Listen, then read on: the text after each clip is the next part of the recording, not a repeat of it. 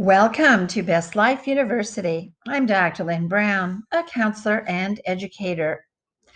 In this podcast, I discuss a myriad of topics related to the 5 dimensions of personal growth: mental, social, spiritual, emotional, and physical.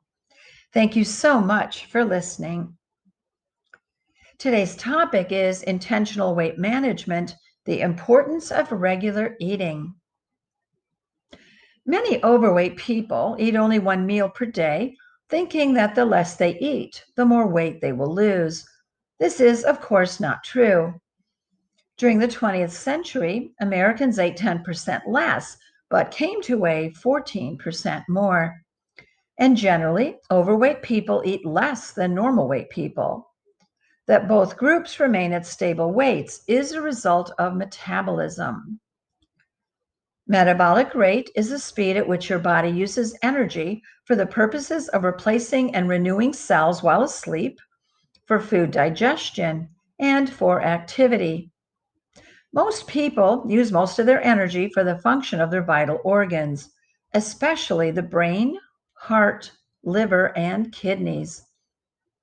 When starting a diet or severely restricting food intake for any reason, your body's first reaction is to use the energy that is immediately available for emergencies. This is not fat. It is glycogen, a form of glucose, a carbohydrate, stored in solution with water in the body's most metabolically active vital organ, the liver. The body contains approximately 7.5 pounds of glycogen in solution. Glycogen burns faster than fat. About 400 calories are required to burn 1 pound of glycogen in solution with water. Once your body is adapted to the restricted food intake, the diet, by releasing glycogen and shedding water, it then will tend to lose lean tissue. And the body of an overweight person will attempt to preserve fat just because that is what it is accustomed to. The less you eat, the less energy you need to digest it. A diet that cuts 500 calories per day needs approximately 50 calories per day less for digestion. The liver and associated areas use 27% of body energy. The brain uses 20%. Skeletal muscles use 18%. Kidneys, 10%. The heart uses 7%. And the remainder of the vital organs use 18% of body energy. 65% of the energy is used by the vital organs, whose combined weight totals about 5% of the body's weight. Most of the remaining energy is used by muscle, which is more active than body fat. A sedentary person's body uses most of its energy from food for vital functions. An estimate of energy needs of a sedentary person are 65% for autonomic functions, 10% for digestion, 25% for all other activities. The normal response to restricted food intake is a decrease in resting metabolic rate. Dieting slows you down because dieting slows down the process of the vital organs. Overeating will not make you thin, but occasional overeating will speed up the rate at which your body uses energy. After overeating, your metabolic rate when asleep and at rest speeds up, and so does the energy used as a direct result of eating. Because body fat is metabolically less active than fat-free tissue, muscle, and vital organs, the greater the proportion of fat-free tissue, the more the energy requirement. The greater the proportion of fat in the body, the less energy required. And from adulthood onward, energy requirements decline about 4% per decade. The more you weigh and the more lean body tissue you have, the higher your metabolic rate will tend to be. Every diet trains the body to slow down, losing some lean tissue and not replacing all of it.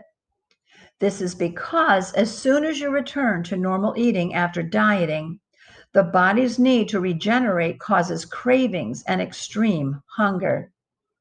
Once the glycogen and water have been replaced, the body of a sedentary person, being used to fat, will tend to regain fat.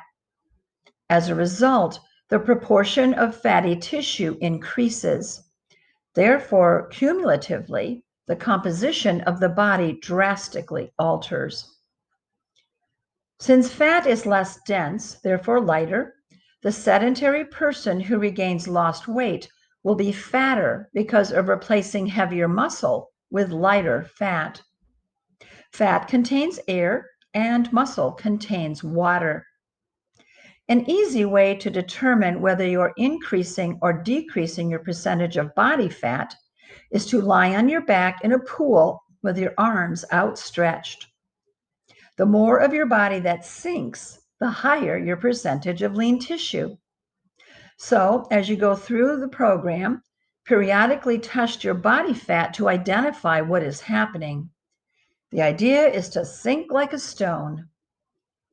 So, to effectively lose weight and keep it off, you need to follow a personally appropriate weight management program that provides a well-balanced food intake, because your body will continually crave food until it gets what it needs to function efficiently. You need to eat at least 3 times per day because your body requires fuel every 4 to 6 hours while you are awake. If you eat only 1 or 2 meals per day, your body will hoard whatever you give it and not burn it up as fuel for functioning. The habit needs to be continued after weight is lost if fat is to stay off. If it isn't, your body will immediately begin to rebuild, and most likely it will rebuild fat.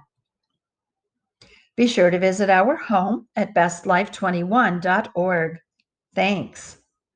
Copyright 2021, Lynn Baranius Brown.